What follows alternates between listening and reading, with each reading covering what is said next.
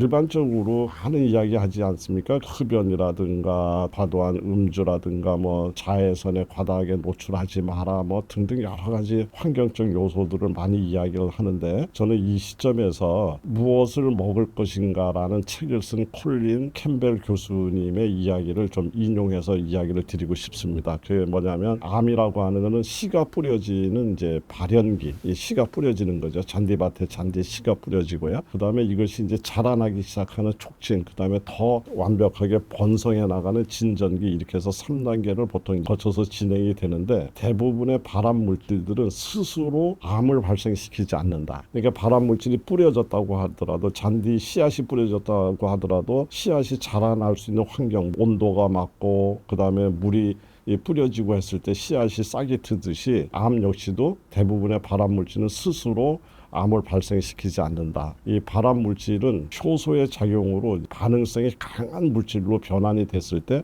드디어 소위 촉진이 돼서 자라기 시작하죠. 이러면서 콜린 캠벨 교수는 책에서 그 촉진시킬 수 있는 그 촉진 인자로 가장 먼저 지적하고 있는 것이 동물성 단백질을 지적하고 있습니다.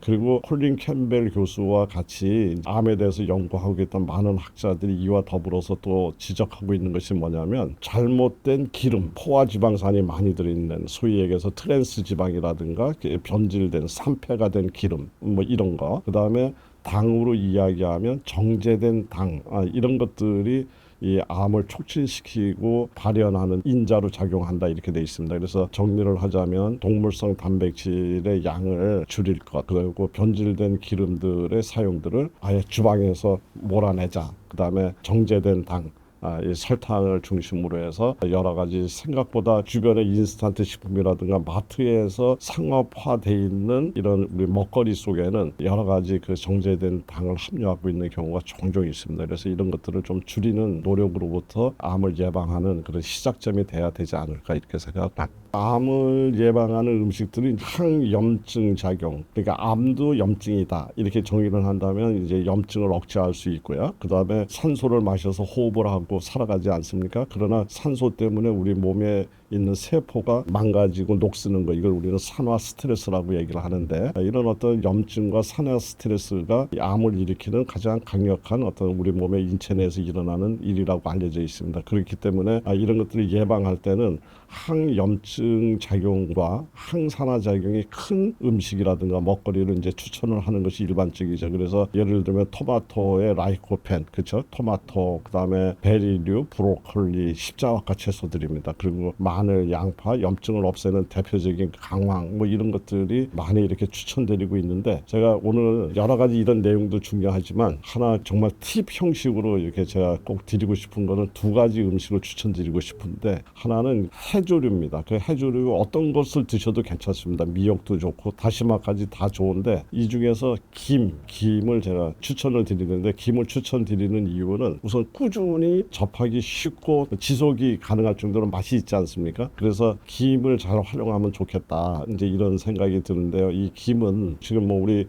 K-팝에 이어서 K-푸드의 선두주자로 지금 달리고 있는 것 중에 하나가 이제 김인데, 이 김을 블랙 반도체다 뭐 이런 이야기도 할 정도로 지금 세계인들이 관심을 갖죠. 사실은 얼마 전까지 김 하면은 참 한국 사람들 이상하다, 바다에서 나오는 잡초를 왜 먹지, 이렇게 평가절하됐던 거에 비하면 정말 새삼 아주 정말 놀라운 변화다, 이제 이렇게 생각이 됩니다. 근데 이 김에는 우리가 흔히 암에 좋다고 얘기하는 그 항산화력이 강하기 때문에 암에 좋다고 얘기하는 당근에 비해서 3배, 4배 이상의 베타카로틴을 갖고 있습니다. 근데 베타카로틴은 강력한 항산화제로 항암 효과, 또 암을 예방하는 효과가 매우 뛰어난 거라고 이제 평가되고 있는 그러한 성분이죠. 여기에다가 또 김에는 다른 해조류에 비해서 포피딘이라는 이런 구조를 갖고 있는데, 이것이 굉장히 항암력을 더 높게 만든다라고 이제 많은 연구 결과들이 이제 보고되고 있습니다. 그래서 저는 꾸준히 지속적으로 할 수 있는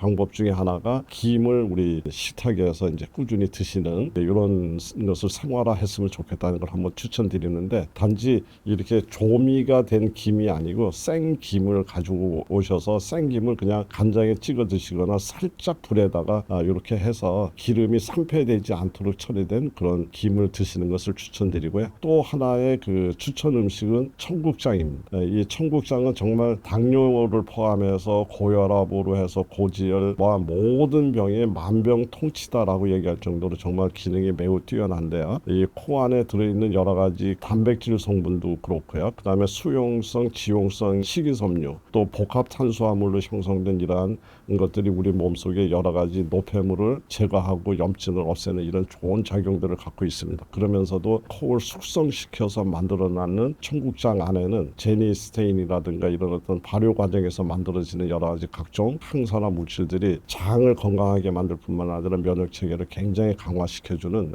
이런 작용이 있기 때문에 김과 청국장, 그래서 지속적으로 드실 수 있는 두 가지 음식을 강력 추천드립니다.